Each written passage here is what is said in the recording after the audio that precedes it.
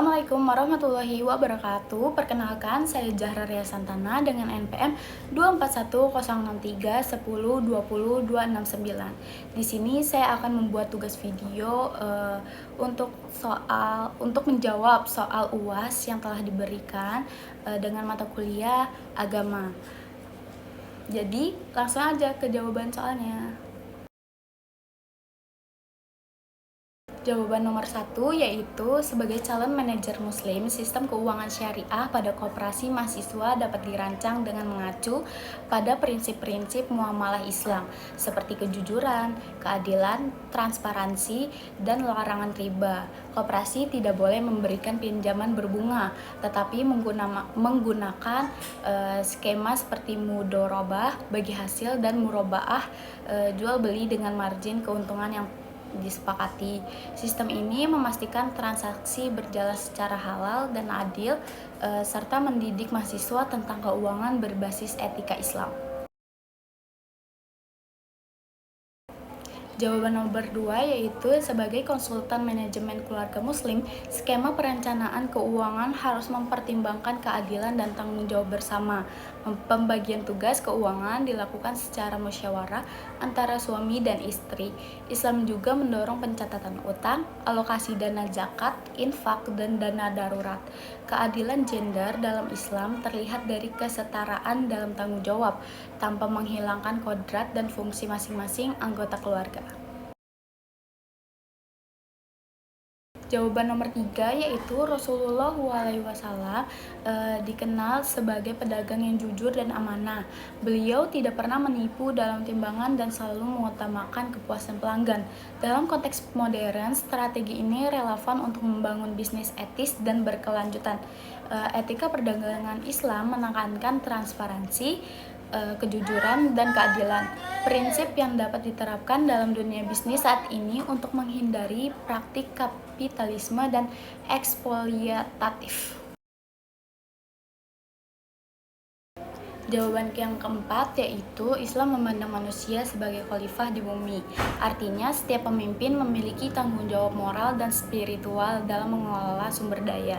Gaya pemimpinan Islami mendorong pengambilan keputusan secara adil, musyawarah, dan berdasarkan pada prinsip maslahat atau kebaikan umum. Dalam manajemen sumber daya manusia, hal ini terlihat dari memperdaya karyawan, evaluasi yang adil, dan penciptaan budaya kerja yang beretika. Jawabannya yaitu strategi manajerial berbasis nilai toleransi Islam efektif dalam pengelolaan konflik lintas budaya karena menjunjung tinggi prinsip ta'aruf, saling mengenal, tasamuh, toleransi, dan keadilan. Dalam organisasi multifungsional, pendekatan dialog antar budaya dan pelatihan komunikasi lintas budaya dengan semangat toleransi dapat meningkatkan sinergi antar karyawan yang berbeda latar belakang. Jawabannya adalah Islam mendorong pengembangan ilmu pengetahuan dan teknologi. Quran Surat Al-Mujadilah ayat 11. Dalam konteks industri 5.0, teknologi seperti AI dan Big Data harus digunakan secara etis dan bermanfaat. Islam menjadi kontrol etis agar teknologi tidak digunakan untuk merugikan manusia atau melanggar hak asasi. Manajer muslim harus memastikan bahwa penggunaan teknologi selaras dengan maqasid syariah atau tujuan syariah, menjaga agama, jiwa, akal, keturunan, dan harta. Jawaban nomor 7 yaitu model bisnis startup syariah harus berbasis akhlak, transparansi, dan prinsip syariah.